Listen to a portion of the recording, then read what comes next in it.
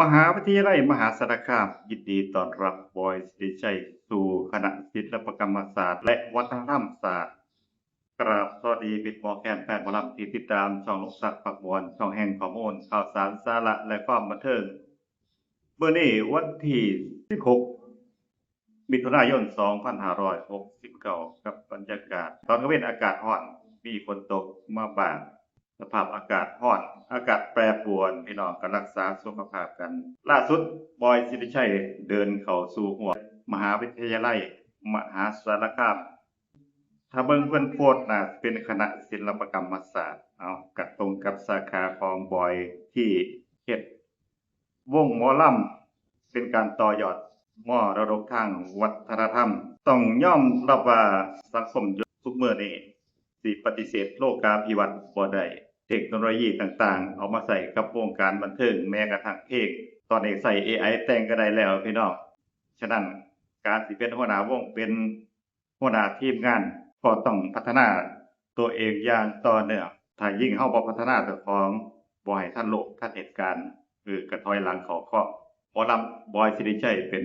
หัวหน้าหมอลำทีมงานหมอลำใจเกินร้อยมีบุคลากรในวงหลายฉะนั้นการขับเคลื่อนองค์กรสิไปย่ำอยู่กับที่บ่ได้การเข้ามาร่ำมาเรียนในมหาวิทยาลัยมันก็สิพัฒนาแนวคิดความคิด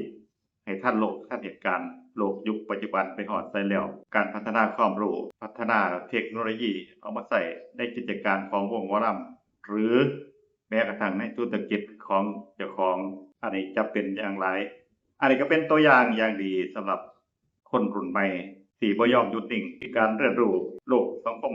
เป็นการเปิดกว้างทางความคิดที่หลายๆคนน่าสิเอาไปเป็นตัวอย่างถามว่าในฐานะหัวหน้าวงหมอลำใจเกินร้อยการประกอบธุรกิจในด้านความบันเทิงบอยสิริชัยประสบความสำเร็จบ่คือว่าประสบความสำเร็จแต่ในอนาคตเฮ็ดจังไดมันจังสิสำเร็จยิ่งขึ้นไปในอนาคต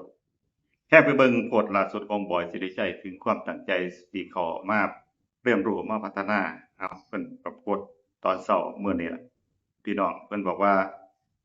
ตอนนั้นผมบ่พร้อมตอนนี้ผมพร้อมแล้วผมขอกลับมาเก็บในสิ่งที่ผมก้าวข้ามเพื่อเติมเต็มให้กับคำว่าคุณค่าของชีวิตบ่แม่นแค่เปิดตำราหรือเข้าเรียนในห้องแต่ผมอยากสัมผัสตั้งแต่เริ่มต้นการเตรียมตัวเพราะการเป็นนิสิตทุกอย่างด้วยตัวเองปี1ศิลปกรรมศาสตร์มหาวิทยาลัยมหาสารคามก็ยินดีกับบอยสิริชัยนำในฐานะนิสิตมหาวิทยาลัยชื่อดังมหาวิทยาลัยมหาสารคามคณะศิลปกรรมศาสตร์ใครมีความคิดเห็นเป็นอย่างไรก็สามารถคอมเมนต์เข้ามาได้ฝากกดติดตามกดไลค์กดแชร์เพื่อบ่พลาดคลิปต่อไปคลิปหน้ามาพบกันใหม่สวัสดีครับ